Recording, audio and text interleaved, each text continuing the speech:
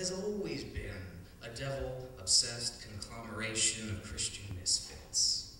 Overt awareness of evil is woven into our very social fabric, our national consciousness. The Puritans saw to that.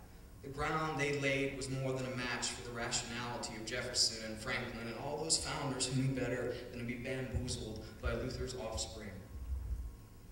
Picture this. I imagine Luther, right, Jefferson, and Franklin, right, shoulder to shoulder on a sofa, right, watching The Exorcist. And while Jefferson and Franklin snicker, Luther tells them, come on, guys, come on, quiet down now, quiet down. The best part is coming up. Hey, look. And then Franklin throws popcorn in his hair. I know, some of you have sex fantasies. This is what I dream about. So, okay, this was the problem that confronted me as I began to watch The Exorcist and realized that it was not even faintly horrifying. To what extent does the film fail as a film, and to what extent was my failing to be frightened swayed by my certain knowledge that the devil does not exist? I've always felt myself capable of Coleridge's willing suspension of disbelief. Otherwise, I would have to consign to the trash heap a full half of my library. Anyone who falls short of sadness when hearing the ghost of Hammond's father plead, "Remember me," needs to replace the battery in his chest. It opens with overbearing sunlight in northern Iraq, as Father Marin, old and authoritative, excavates a ruin and comes across a statuette of Pazuzu, an unkind winged god from the midst of the Syrian Babylon. Father Marin then gets to feeling ominous and spots a scene or two that is supposed to hint at what lies ahead. For instance, two Dobermans grapple viciously. The devil and the exorcist, get it? Okay. Then you can forget about Father Marin for the next hour. He won't return until the denouement. Instead, focus on another priest in Washington, D.C., Father Karras, an Italian with mommy problems. Yeah, show me an Italian male without mommy problems. Now, how did Father Karras' issues with his mother factor into the possession of the adolescent girl? They don't. Now, turn to that girl, Reagan, and her divorced mother, Chris, a Hollywood starlet filming on location in the D.C. area, who has schlepped her daughter across the continent like so much luggage. By the way, just 7 years after the release of The Exorcist, another Reagan would make the same journey from Hollywood to D.C. and spread around some evil of his own. Does Chris's status as divorced Hollywood icon in any way contribute to the demonic possession of her daughter? Not in the least. She might as well have been a mail carrier. So then, why does this 12-year-old girl get hijacked by the devil? There's an almost creepy scene in the attic that promises to suggest that the house might have something to do with demonic takeover, a la the Amityville Horror, but that promise is probably reneged. Soon, Reagan is whisked to an army of medical specialists, all of whom are baffled by her condition, and then one suggests that the girl actually needs a priest instead of a doctor. A shameless endorsement of medieval reasoning. And now, the fun stuff begins. Remember, her mattress becomes a rodeo steed and bucks her dramatically about. She levitates 5 feet above the bed because apparently the demon considers this an inspiring stunt of altered physics. She breaks out in boils, causes the room's temperature to drop to freezing. Spiders across the ceiling begin speaking in the way Stevie Nicks sings. The edge of 17, remember? 17. Batters her helpless mum and ejects vomit that resembles either cheap fluorescent paint or that clammy lime-colored glop you can buy in a plastic egg at the toy store. Now, for the film's most famous image, the scene I had been waiting for, the one I was sure would make me avert my eyes, Reagan's head turning 360 degrees. Yeah, you remember, right? Why should this be any more ridiculous than the girl's imitation of Spider-Man, or her levitating, or her speaking in tongues, or for that matter, the entire premise of the story? One should very well expect chimerical shenanigans in a film about devil possession.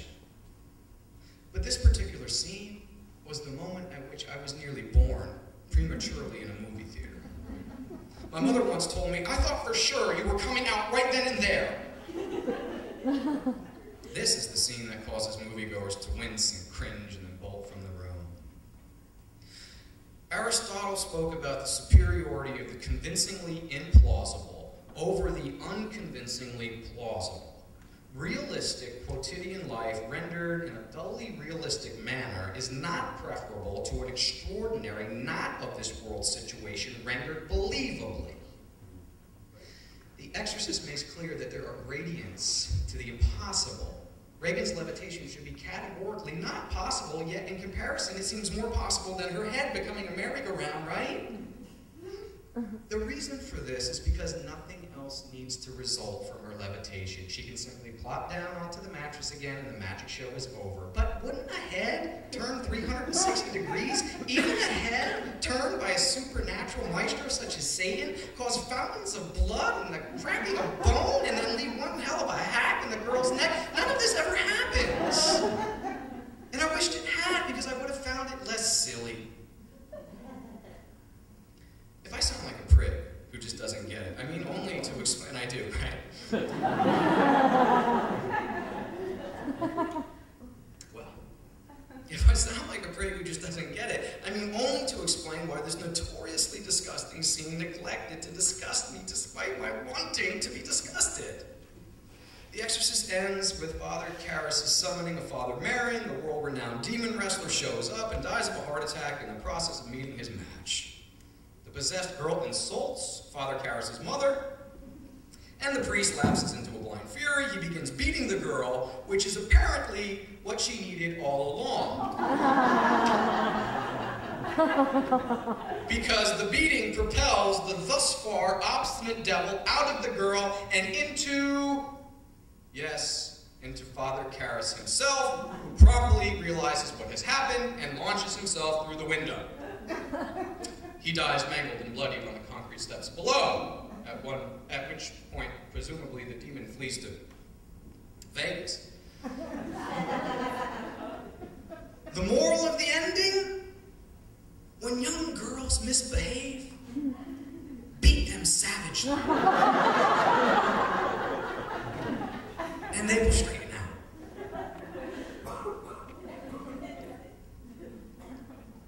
Anyone who has even a tepid interest in The Exorcist will know that the film's sets in Manhattan and D.C. were apparently cursed.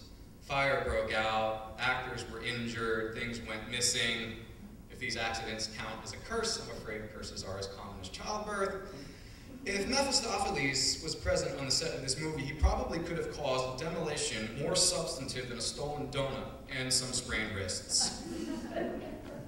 Critics took more than a tepid interest in the film when it was released in 1973. Reviews oscillated between the incredulous and the scared shitless.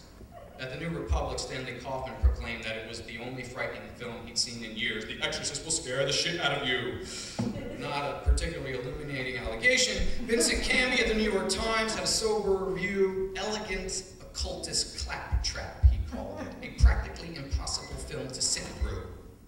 In Rolling Stone, John Landau implied that the movie is nothing more than a religious porn film, which means it might have inspired Mel Gibson's movie.